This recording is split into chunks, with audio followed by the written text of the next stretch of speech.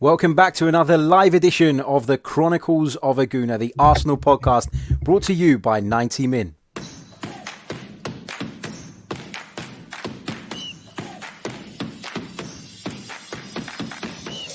You're listening to the Chronicles of a Gooner, the Arsenal podcast. I'm Martin Tyler, and you're listening to Harry Symeou.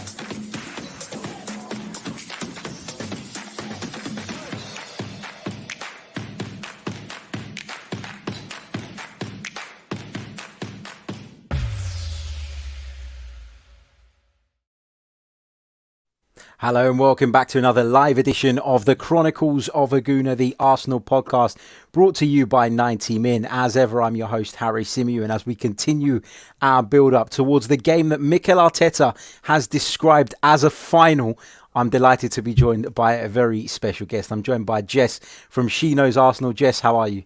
I'm good. How are you? I'm good, thank you. Welcome to the programme. Delighted to have you on. It's been a while coming. I've been trying to get it arranged, and I've got to say it's been my fault that it hasn't happened so far. So I'm delighted to have you on. First of all, how are you keeping over there in the States? How's things? Oh, yeah. Things are, still coronavirus, obviously, similar to everywhere else in the world.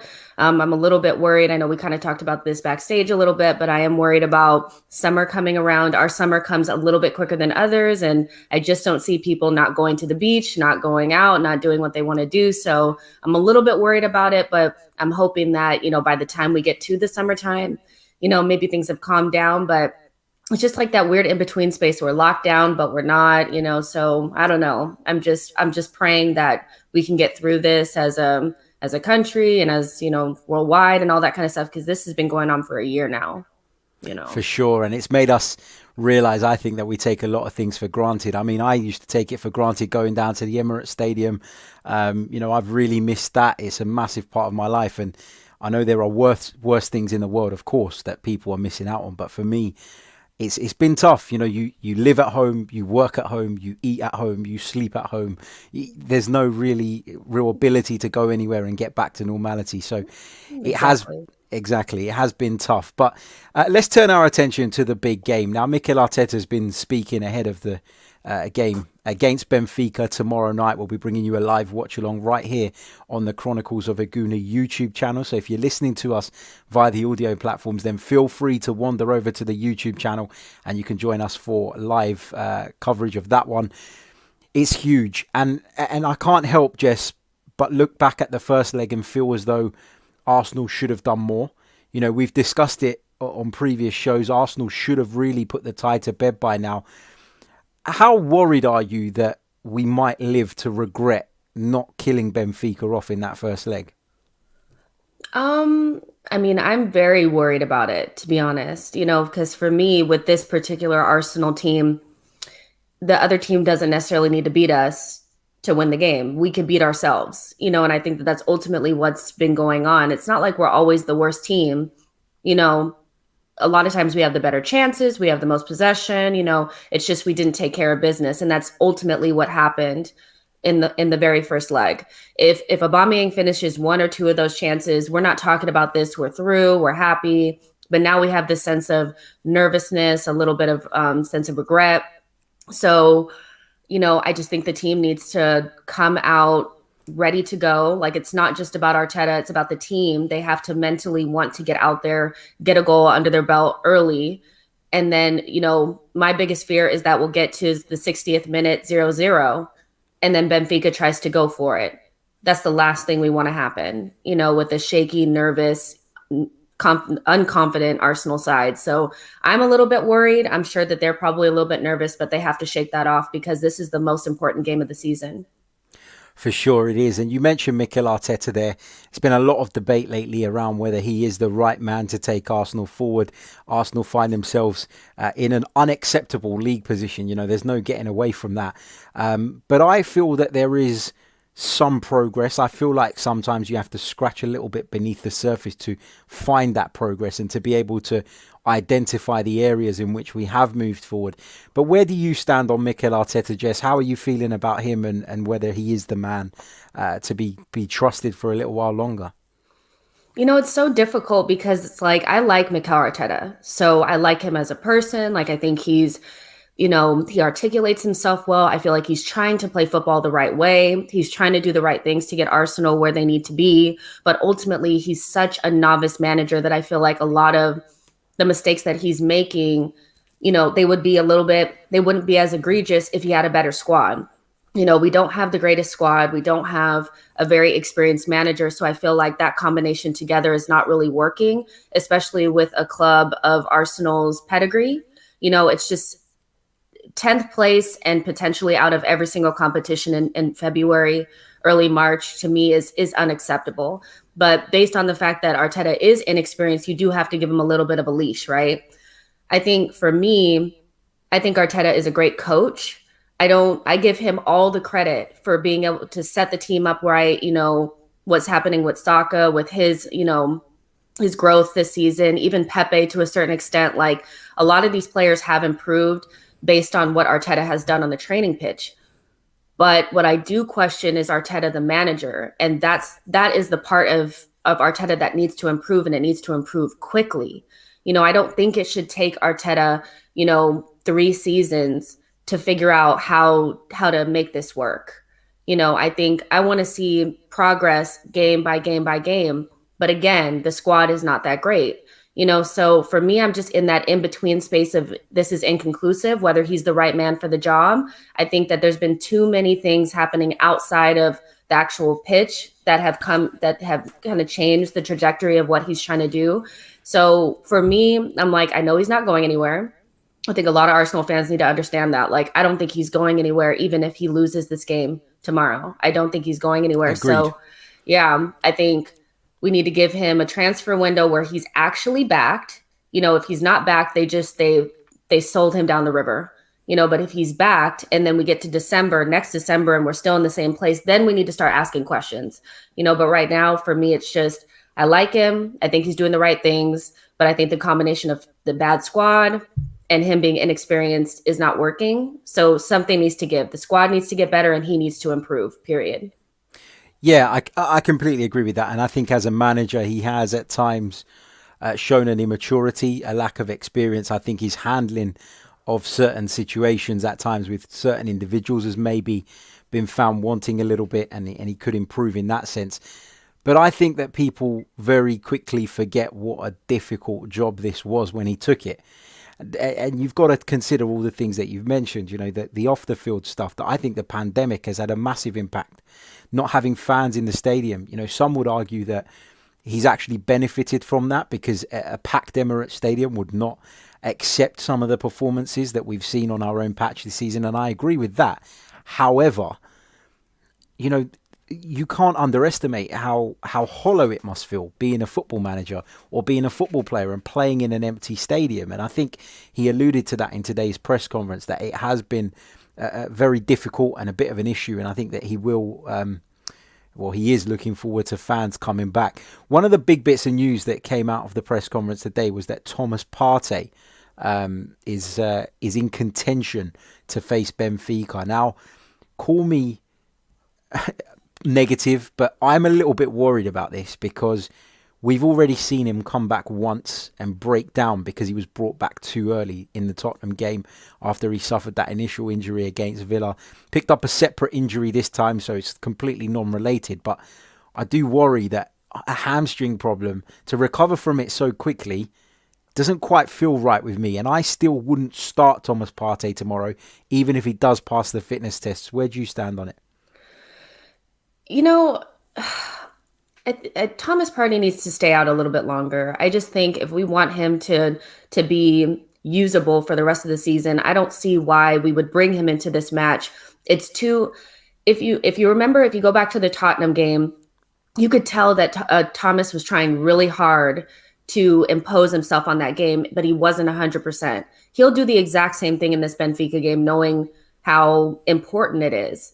And that's going to put him in a position to maybe get injured, where we have Xhaka, we have Symeou. These players they're fit, and they should be enough to beat this Benfica side. This Benfica side is not that good. We just didn't play that well, So for me to risk him in a game like this, where I know Thomas Partey is the type of player, because he's an elite type of athlete, he's going to want to impose himself and put himself in danger of getting another injury. And if he gets injured this time, will he come back? Will it be the rest of the season out? So I definitely wouldn't start him.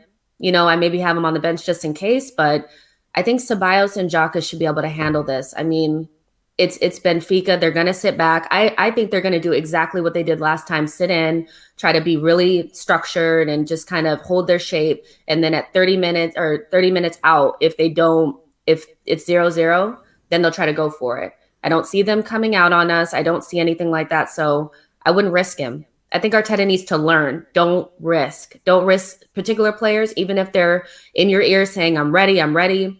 Don't do it, because he's not. I don't think he'll be ready. Yeah, I completely agree. And I think you're right about Benfica and the way they're probably going to approach this game. They were very pragmatic in the first leg in the early stages. And that was because there was that risk of conceding the away goal, of course, which we know could be significant come the end of the tie. But now they're in a position where they've conceded an away goal and they need to score one, because if the game finishes 0-0, then Arsenal go through. So at some point in the game, Benfica are going to have to open up, be a little bit more expansive. And I think Arsenal have to be very professional in the way they manage this game and take their chances. Because look, let's be honest, one of the biggest issues we've had under Mikel Arteta recently is that we've just not taken chances when they've come our way. There's been games that we haven't won when really, when you look on the balance of play, we probably should have. So it's been a little bit frustrating. It's been a little bit difficult. And Jess is getting loads of love in the comments as well. Thanks, guys. I see you. She can see you. There you go. Jess, let them know how they can, before I forget, because I might forget at the end, let them know how they can follow you on Twitter about the She Knows Arsenal show and where they can find that. Yeah, you guys. So if you want to follow me on Twitter, you can follow me at It's Jessinho. I'm on there all the time. And I love playful banter and, polls and just having fun with people in the comments, as long as it's respectful. And if you want to find me for the She Knows Arsenal show, you can just go into YouTube, put in hashtag She Knows Arsenal, and there the show will pop up. It's right there. It's my face. You'll see me. I'm right there. And I also have my own channel. That's Jessinho TV. So if you want to follow that too, you can. And yeah, that's where you can find me. So yeah. Make sure you do so. Just a quick reminder as well, this show is sponsored by Manscaped. So a big thank you to Manscaped for supporting us. If your Forbidden Forest is in need of some tidying up, then head over to manscaped.com, enter the promo code, which is 90min20, 90min20, and you will receive 20% off and free shipping. I'm so embarrassed that I've just had to say that in front of Jess, but there you go. I love it. It's brilliant stuff. No, jokes aside, it's a fantastic product, and I thank them. I see it everywhere, so I know it has to be elite level. They've taken over the world. Honestly, they've taken over the world. It's incredible. Yeah. And they just send you packages just like that. It's brilliant. So yeah, make sure you check out Manscaped. And of course, if you're interested in becoming a member of our channel, you can do so by clicking on the link in the description. There are a number of benefits available, and you can see the different tiers and decide which, if any of those, apply to you. So check them out. Right, let's get back to football and let's talk a little bit about Granit Xhaka. He's also faced the media ahead of this game against Benfica. He's been talking about a number of things. He talked about how impressed he's been with Thomas Partey and what a good partnership those two could form. He's talked a lot as well about abuse, which is something that's been a massive topic of late. And I put a tweet out yesterday when people were complaining about, Hector Bellerin maybe, which we don't even know for sure, maybe wanting to leave the club. And I put a tweet out basically along the lines of, well, I wouldn't be surprised if the abuse that he receives has contributed to that. These people are not Arsenal fans. They claim to be, but they're not. For me, I can sit there and I can pull apart a player's performance and I can say I didn't think it was good enough for this reason, and this reason. I didn't think the team was right, etc., etc. But the minute it becomes personal, you've gone off the rails. And quite frankly, you're being a bit of a prick.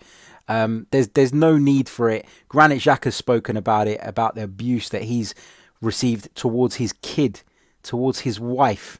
He said it himself. I'm the one on the pitch, not them. So if you want to direct the criticism at me, that's absolutely fine. Just something's got to be done about this thing, because this has gotten really out of hand, and it's because there is no accountability on social media. I mean, people like me or you, we go on social media and we use our names, right? So I'm accountable for what I say. I'm accountable for what I do. But there's people who, and it's fine if you want to keep your identity quiet, but you can't be allowed to get away with things like that and then just be able to wash your hands of the responsibility. It's gone nuts. It definitely has.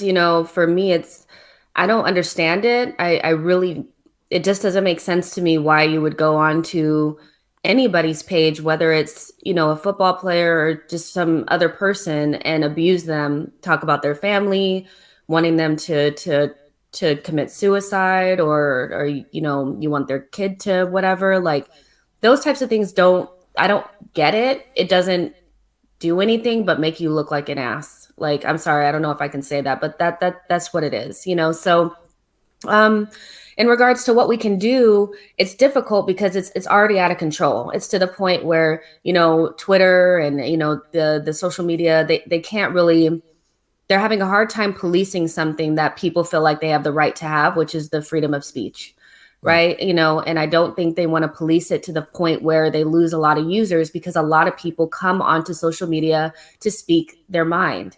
And some people they don't do this on a normal basis. They would never be able to get away with this in person, so they go online to do it in secret and in the shadows. So I think it's like a weird situation that the social media companies are in, where they know that they need to do something, but they don't want to police it so hard that people don't feel like they can say what they want to say. Because once you start policing it, then you have to define what abuse is. And a lot of things can fall under abuse, that are really on the line, so I don't know what they can do. I wouldn't want to be in their shoes, because it's a really difficult situation to be in. But as fans, like, we should feel, regardless if you like the player or not. Like, I haven't been Xhaka's biggest fan, or Mustafi, but some of the things that they've been subjected to over the last couple of years has been vile. And you're not a fan of Arsenal, you're not a football fan in general, if you go onto their pages and abuse them. If you don't want them on the team, that's fine, but they're here and they're human, and you would never want people to say something like that to you. Just because they make money doesn't mean that they should be talked to in a certain way, talked down to. And you should really kind of check yourself and, evaluate how you, like, if you can't enjoy football and you can't just keep it on the screen and let them do their job without abusing them, then maybe you should stop watching, because this is not for you if that's how you're going to keep going. Like, it's crazy. Exactly. And, we've all lost our rag over a game of football. I certainly have in years gone by. And it's just, you've got to keep a lid on it when it gets to that point where you're in the zone where you could overstep the mark. And I know a lot of people will say things and then regret it afterwards and did it in the heat of the moment. But you've got to be able to control that. It's really, really important. And a good question from Jasha. Harry and Jess, have you guys had any experiences with abuse on social media? I don't know about you, Jess, but I certainly have. I've had loads of it. The more I've been doing this kind of work, the more I've had. And most of it, I just brush it under the carpet and I get on with it. Most of it doesn't affect me. Most of it doesn't bother me. Most of it just bounces back off of me. But there have been a couple of times where I've been rattled, and I've got to admit, and I've probably responded in a way that I regretted afterwards. But just like Granit Xhaka says, the times I've been rattled is when it's become about something wider than talking about football. I've had abuse directed towards my son. I had an email from a complete randomer telling me that he hopes my son gets cancer and dies. So that's the kind, because I wanted Unai Emery to leave the club.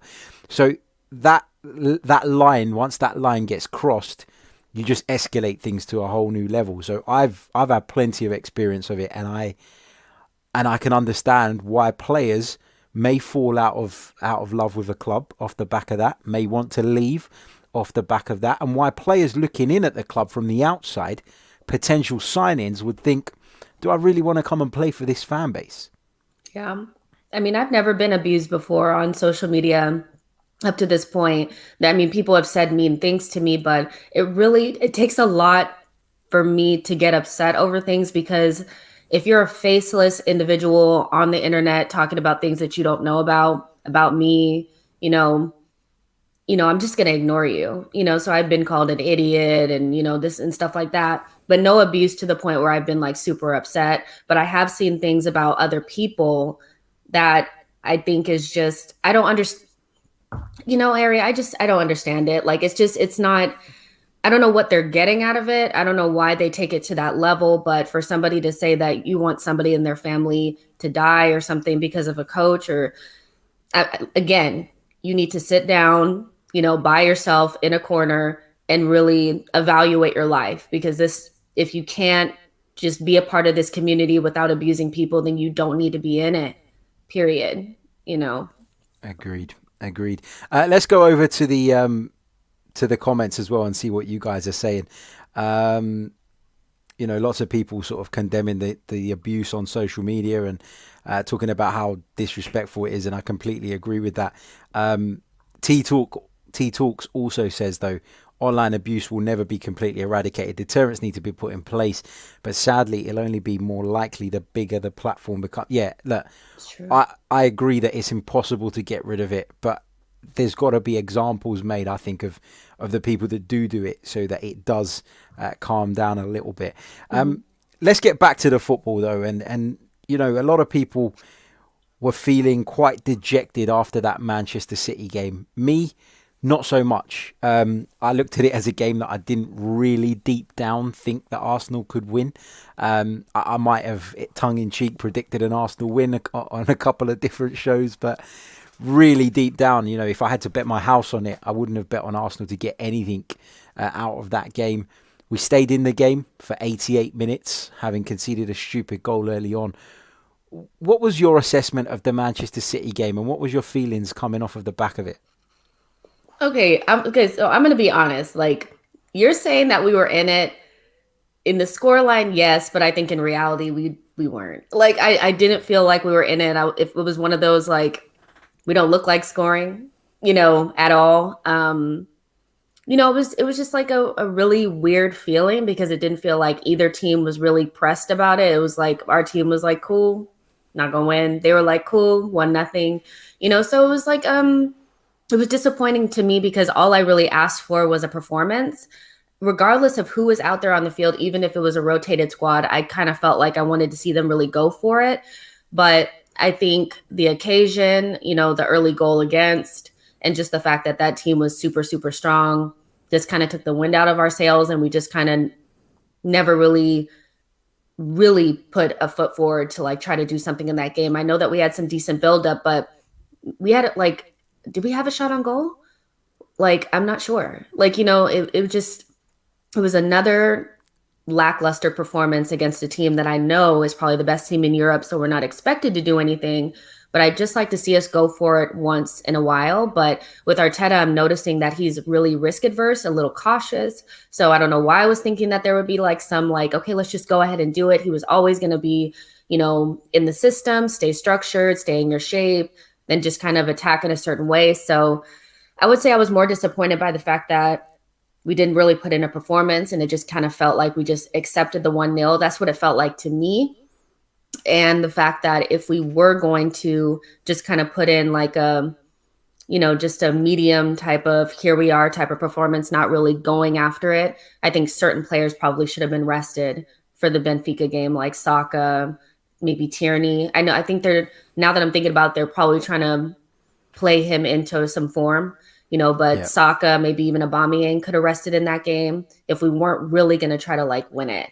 Because Saka looks tired to me. Like, I don't know. He does, and he's young, and he needs a rest, and he needs to be managed properly. It's just at the minute we've been so reliant on him that you feel like taking him out of the team could have a really negative impact. And I can understand why in the lead up to what is a very, very important game, as we've discussed tomorrow, Mikel maybe didn't want to do that. I guess, look, I totally get what you're saying, and I respect the opinion, the fact that Arsenal didn't really push. The only thing I would kind of say is, as someone who lived through many of the hidings that we got off the back of Arsene Wenger's team going toe-to-toe with teams that were much better than us and getting pulled apart. I actually go into these games now under Mikel Arteta and I don't feel as though we're going to be embarrassed. You know, we lost 8-2 at Old Trafford. We lost in an FA Cup game. I've got to be honest, I got thrown out of the stadium when we got knocked out of the FA Cup by Manchester United and we lost 6-1. I think on the fourth goal, a Man United fan right on the border was giving me some grief and I responded and I got chucked out straight away. But, you know, those kind of games, they were hard to take. And for me now, the one positive is that I go into these games and I don't fear that we're going to get absolutely humiliated.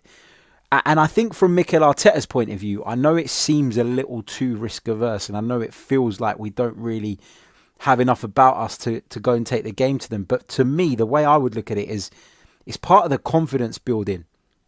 It's part of the confidence building to be able to look back, you know, when it comes to the end of the season and Arsenal look back over the course of this season and try and assess where they are. You know, Mikel Arteta can sit there and say, well, we only got beaten by one goal on the odd goal by Manchester City twice in the league, 1-0 and 1-0, because we competed with them for the most part. And I think that having taken over a side that was so clearly lacking in confidence, that was getting battered in some of the big games, maybe not under Unai Emery, but prior to that, I think Mikel is looking at this as it's part of the longer term thing. Yeah. Well, I do have to say that, like, I was listening to, I don't know what podcast it was. I was listening to a whole bunch the other day, but I know Clive was saying that he was looking at some Manchester City forums and stuff like that to see what they thought of the game. And they actually were saying that that was the toughest game that they had played out of all the games, you know, that they've won in this long run. And I was kind of shocked at that. I'm like, they thought that we were the hardest team to play. You know, so maybe it's just a matter of me just feeling like it's more of I want to see us competing in these games, but in reality, we're not at the place where we can, you know, and I do feel like maybe I would flip flop if we had gotten beat 4-0 and been like, why don't you keep it tight? You know, because I'm a fan and that's, you know, that's kind of like how it is, you know, but I did feel a little bit disappointed, but ultimately all is forgiven if we beat Benfica, you know, like we weren't supposed to beat Manchester City. So I'm not going to hold on to it. I'm going to forget about it soon, you know? Yeah, no, completely agree.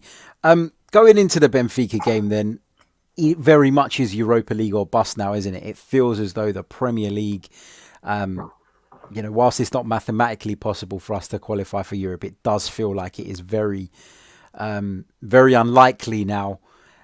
And, you know, if you were Mikel Arteta, how would you approach the remaining Premier League games? Would you take your foot off the gas a little bit? Do you think that momentum is key? What way are you kind of looking at this? You know, if I was Mikel Arteta, so if I had great hair and I was a good looking guy with a little bit of scruff standing on the sidelines, you know, with my nice jacket and all that kind of stuff, what I would do is I would still play for both because nobody's form is good enough. Like, I don't think mathematically we're still in it to still qualify for something in the league. But for me, it would be just more of a confidence thing, maybe finishing 8th or 7th over 10th. You know, that's not a good look. You know, I think as a fan base, we would be more forgiving if we came in like 7th and we did a deep run into the Europa League versus just 10th. I think when you pick one or the other, that's really, really risky. And I think we should just, what I would do if I was him, I would stop tinkering and stop over rotating and play my best team in as many games as possible and try to gain some consistency and some form, because when we played the same team for like that one little period of time, we did really well. You know, it was like the same team. We knew who was going to play. It was like Holding, Pablo Marie, you know, Emile Smith-Rowe, Saka, Lacazette, and all that kind of stuff. But, you know, I think our best team is a little bit different now. I want him to just continue to play that team, get a little bit of consistency. We have like Aston Villa, I think, or no, West Ham, Leicester, Spurs, and like Everton coming up in between, and like Burnley in there. We need to take some points off of these teams. I think if we play our best team and we take some points off of those teams, we might be in a different position, you know, but I'm afraid that if we start prioritizing one over the other a little bit early, we'll look back and see all the teams are dropping points because they're not doing that great either. And we may have missed something. We still may not qualify, but I'm just saying, like, I'd rather come in 7th or 8th than 10th or 12th. You know, that's just me. Yeah, no, I completely agree. I think he's got to continue in the Premier League, and he's got to continue showing progress to keep the fans on side, and also to persuade the club that he is worth backing in the summer. So, you know, there's lots still to play for, although in terms of our league position, it doesn't look great. There is, of course... It's about the optics, though, isn't it? Right? Exactly. You know, it's like the optics need to look better. If you're in 7th and you got to like the quarterfinals or the semifinals of the Europa League, that mentally is better and a better bargaining chip for the summer than 10th or 12th and you didn't win the Europa League. Absolutely. You know? Absolutely. Just having a look at the comments. Guys, get your questions in. We're going to come to some questions in just a moment. But I feel like I've got to clarify what happened in this game at Old Trafford now. Where I was thrown out because I'm being called a hooligan and all sorts. So I think I've got to clarify what happened. So get your questions in while I tell you guys this quick story. So basically what happened was I found out it was a Saturday. I think it was a 5:30 game, if I'm not mistaken. I think that's right. Saturday, 5:30, and I was desperately trying to get a ticket for this trip to Old Trafford. And I got a call at about 7:30 in the morning from a friend of mine, and he said, Harry, I've got us 2 tickets, but we have to go and collect them from Euston Station. So we have to go into central London to collect them and then go up to Manchester. So we met up, we got on the train, we shot down to Euston, we bought the tickets. A friend of mine who was already going to the game said, well, I'm driving up there, so you might as well jump in with us. So we jumped in, we had a great trip, we got to the match. Arsenal got absolutely hammered, and I was a lot younger then, I was a lot more immature then, and I simply couldn't take Arsenal getting beaten by Manchester United. You know, you got to remember that when I was growing up, the Arsenal-Manchester United rival was the thing. I didn't even care about Tottenham. Tottenham were irrelevant at that point. They were nowhere near us. They were a mid-table team. No problem whatsoever. Every time we played them, we beat them. It was never an issue. So Man United was the real thing for me. And I happened to be sitting 2 or 3 seats from the border where they split the home and the away fans. And I think when Manchester United's 4th goal went in, this Manchester United fan literally was just giving it to me throughout the entire game, picking on me. And I knew he was talking about me because he kept making reference to the colour of my jacket, everything. And when the 4th goal went in, he stepped up onto the chair, the row of seats in between us, as if he was going to climb over. And he started shouting all sorts of abuse. And I literally turned around and I stuck my middle finger up at him, and he was doing this to me. And I just literally, I went, wait till this game finishes. I'll see you outside. And then I look up and I look over my left shoulder and I see 3 stewards running down the stairs in the stadium. And I went, no, that can't be for me. I haven't done anything yet. I haven't done anything yet. And before I knew it, one of them came behind me, grabbed my head, pushed it down. The other one put my arms behind my back, and they dragged me down the stairs of Old Trafford, through this little gateway into the home fans. They took me through a row of home fans who were all giving it. And I got taken outside and pushed up against the wall by 3 guys who said to me, "You're not in London now, son." And that was it. And that was it. And they kicked me out of the game. So I had to wait outside for 20 minutes while my mates finished watching the game.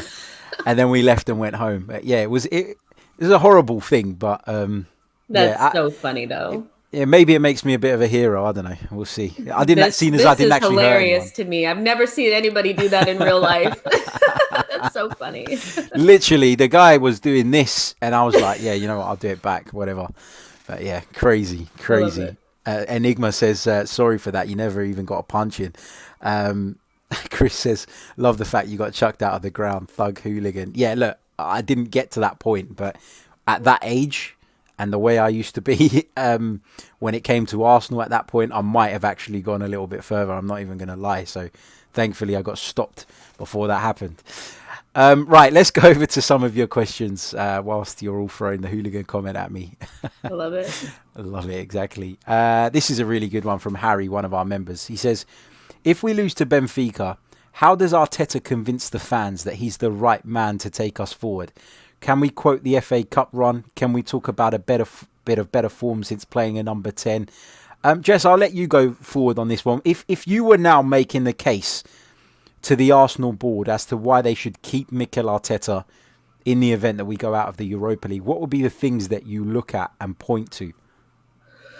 Well, it's going to be tough, right? If we lose to Benfica, how does he convince? The only way that he'll be able to convince the fans and even the club that he's the right man, or maybe just the fans, is with a better run of form in the league.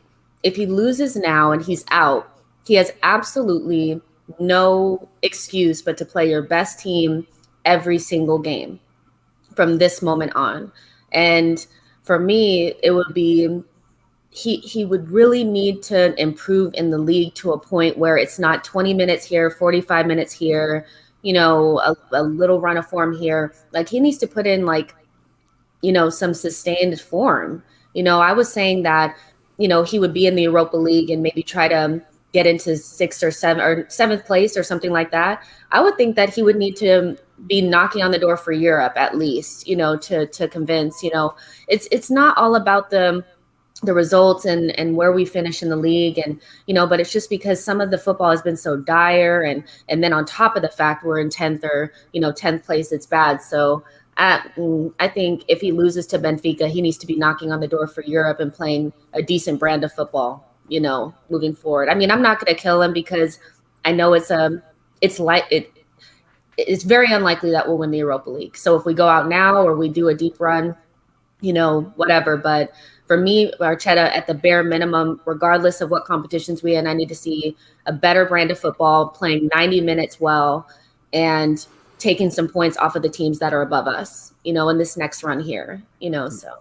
Yeah, I agree with pretty much all of that. I think it's about the football that we're going to play. It's about, I actually think that we need to go on a good run in the Europa League. And I think, if you lose in the semi-final to a side that were better than you on the day, you can kind of live with that. Going out in the round of 32, though, is not acceptable. Not 2 years in a row. That's going to be that's going to be a really tough pill to swallow, I think. Yeah, absolutely. Well, I was at both legs of the game against Olympiacos last season, I'm sorry. and we got knocked out. So I'm hoping that because I can't go to either against Benfica, we might do okay. Top Techer says, Harry and Jess, what do you think would constitute a successful season for us? And I think we kind of touched on that one in that last one, but of course, thank you for your question. Ashton says, Harry moving like a GTA character at Old Trafford. Harry Land says, you want summer? Yep, I love that. What else have we got here? Alex McCarthy says, moral of the story, Old Trafford sucks. It absolutely does. It's a horrible stadium, by the way. So overrated. I want to go there at least one time before, I have to go. I have to just be there at least once, With Old Trafford and Anfield as well, there's this myth that they have really great atmospheres. Old Trafford is horrendous in terms of the atmosphere. It is dead as a doornail. It's horrible. And Anfield, I only seem to see it be good on a European night on TV, but in the Premier League it's been very sort of dull when I've experienced it. So yeah, not great. Matt says, Jess, have you ever been kicked out of the game? No, but the first game that I ever went to as an Arsenal game at the Emirates was Arsenal versus Brighton in the Unai Emery season, and I was there when Granit Xhaka got the penalty. Yeah, I could have got kicked out that day. I mean, and it was so weird because we were up in the club section, or the club, that little section, and I was looking down and I saw the away fans and they were, flipping me the bird and all this kind of stuff. And I was like, this is insane, but I loved it. But I haven't been kicked out, but I could have got kicked out that day because I was so angry. That was, yeah. You guys, if you watched it on TV or you were there too, that was not a good game. It wasn't. Yep. No, completely agree. Ashton says, Harry, next time you're in trouble, call your subs. We're going to ride or die. I will do. I'll get the Chronicles subscribers down there. We'll sort them out. What else have we got here? Let's Apparently, I'm shocking people with all these stories. Jeez. I just saw a really good question. Where's it gone? Here we go. Jashar says, in light of the faith shown in Willian, do you think Nelson, Willock, Maitland-Niles and Nketiah have been given a fair chance under Arteta? I'll kick off on this one because as harsh as this might sound, Nelson, Willock, Maitland-Niles and Eddie Nketiah, none of them are good enough for Arsenal Football Club. If you want to sit here and demand a certain level from your club, if you want to see Arsenal at the very pinnacle of English football again, then you cannot rely on people like this. Reece Nelson, when he has been given opportunities, has done okay at times. Willock, okay at times. Maitland-Niles has got an attitude that absolutely stinks. The guy is determined to play in midfield, so he goes and joins the worst club in the division, who are ultimately going to bypass their midfield just purely because of the way they play. A really unhelpful loan move in my opinion. And Eddie Nketiah has had plenty of chances as well. The thing is, at the very, very top level, you can sit there and say, have the youngsters had enough opportunities? But the youngsters at this level have to take those opportunities. It is so, so important. Gabriel Martinelli has taken those opportunities. Bukayo Saka has taken those opportunities. Smith Rowe has taken those opportunities. Whereas those guys you've mentioned there, Jashar, I think have all been pretty average overall. And I don't think they're the way forward. What's your view, Jess? You know, that I can agree. I agree 100% with that. I think we have to separate Willian from other people, and not just because you don't like Willian doesn't mean that Nelson should be playing. Nelson has done nothing up to this point for me to warrant any more playing time.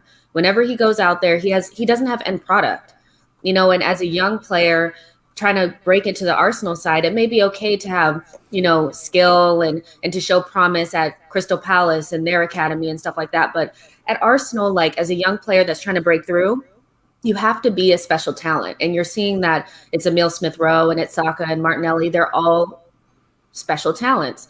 These guys they may have been good at academy level. I know Nelson had a big, he had a lot of people saying that he was going to be the one to break through. But for me, he doesn't have enough of much. You know, I don't think you would see anything different from him and Willian at this point. And we can't just because we don't like Willian doesn't mean somebody else should be playing in that spot. You know, Nelson hasn't done anything. Willock, we don't know where he fits in. I think he has a good attitude, unlike Maitland-Niles, but maybe he's just not good enough. Maitland-Niles, I completely agree with this loan situation that he's in. Not a good move, especially if he's trying to get into the England team for the Euros. You're not going to do that playing midfield at West Brom. And Nketiah has had more than enough opportunities, and he's just not good enough. So, you know, I don't like Willian, but these players also don't need to be playing either. You know, agreed. So and with Maitland-Niles, he's got to realise that the only chance he has of getting in, or had of getting in that England squad, is because of his versatility, because of his ability to play on the right, on the left, maybe in the middle as well. That was what I think may have tipped the balance for Gareth Southgate when selecting his squad. But Maitland-Niles as a midfielder, he doesn't even compete. You know, he's not even in the conversation for me. Alex McCarthy says, forget the finances. Would a season out of Europe altogether benefit Arteta and the players next year? We know financially it would be a fucking disaster, excuse my language. But Jess, in your opinion, would it help us from a footballing standpoint? Yes. And the reason why is because what I said before is Arteta is an amazing coach. I believe in that 110%. And what he needs to be able to do, like if you looked at the way how prepared we were for that Leeds United game, that's because we had a whole week to prepare for it. And Arteta is the king of getting his stats and his tactics together and being able to get the team on the pitch and on the training pitch and learning what they need to learn and get better and all that kind of stuff. I think that would really help us without midweek games. You know, that's what he really needs. And he hasn't had a true preseason, you know, and I don't think he's had enough because of the fixture congestion. He hasn't had enough time on the training pitch, but I would like to see it. But from a financial standpoint, Yeah, you know. Completely agree. Just looking at some of the questions. Now, this is the type of question I'm going to get now, isn't it? Matt, Harry, which of the current squad do you think you'd beat up in a fight? I'd have to think about this one. I'm a good guy, man. I'm not a thug, right? Let's put that to bed. Just a quick reminder though, if you haven't already, make sure you smash the like button, because I can see there's over 150 of you watching us live at the minute, and plenty more are going to watch this on replay. But we've only had 43 likes, so let's get it up to 100. That's bad, you guys. Least. Smash the likes. See, if Jess says it, it means you got to do it.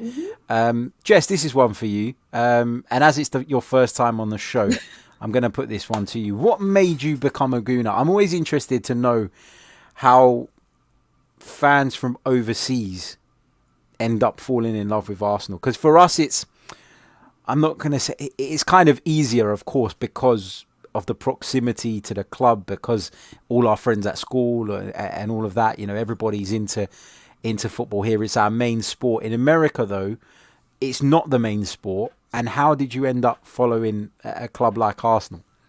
Yeah, so, okay, I've told this story so many times, but I think it's a good story anyway. So I used to play, don't kill me, but we call it soccer here. I used to play soccer, don't kill me, so... you can't, people get funny about that.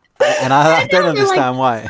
Soccer. It's like, that's just what we call it here, So I played growing up. I played from 6 to all the way through college. And, when I was younger, I loved to actually watch the game. I was obsessed from the moment I started playing, the point where I wanted to watch all the time. But in America, you could only really find MLS games, or, the US women were really big at the time. So you could watch them, and maybe some of the Mexican league, but that was pretty much it until they started to televise some of the English Premier League games, but they only would pick the best teams to show. So the first English Premier League game that I ever watched was a Manchester United game. So I saw them and I was like, okay, cool. This is my team. This is who I'm going to choose. So I was actually a Manchester United fan for like 5 minutes. And then the next weekend, they televised an Arsenal game. And my mom was like, my mom is really supportive of me. So she wanted to try to find games for me. And she was like, hey, I see this team's playing. Come over here and watch.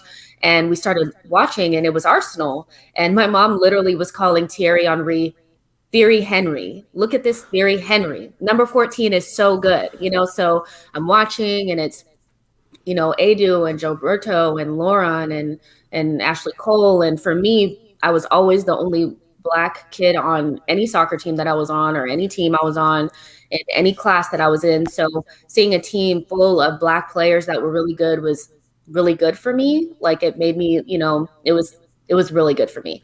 And so I fell in love with the team from there. That was probably 2002, maybe, something like that. I'm older than I guys. Yeah. Yep. And I loved it.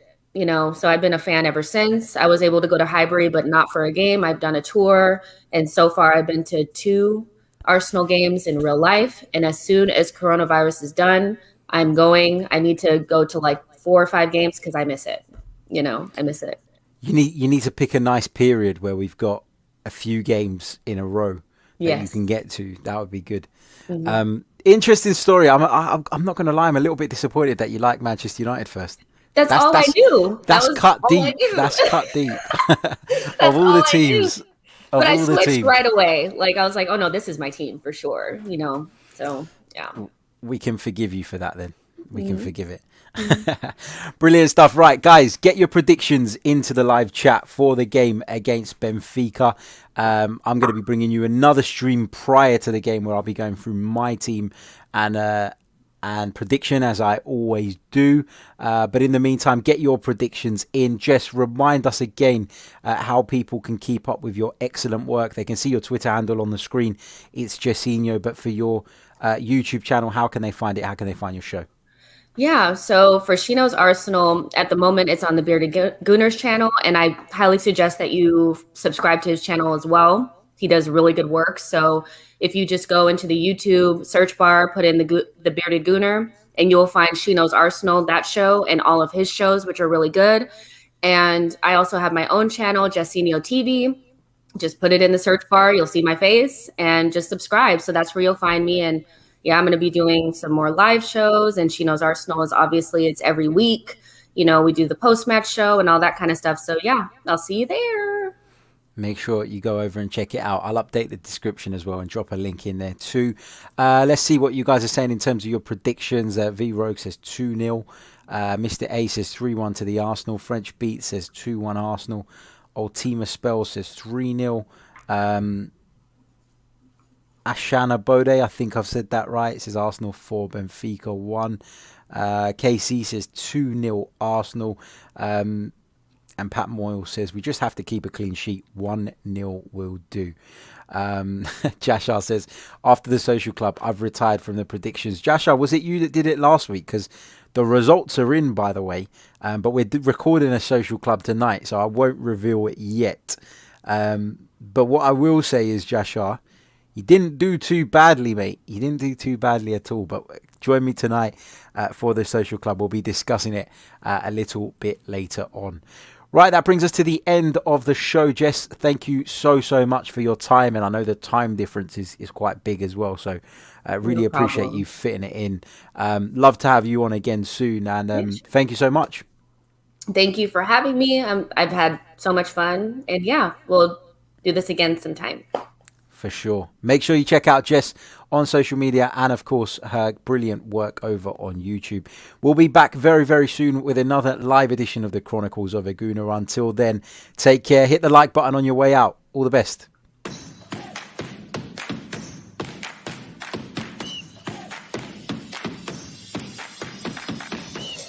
You're listening to the Chronicles of a Gooner, the Arsenal podcast. I'm Martin Tyler, and you're listening to Harry Symeou.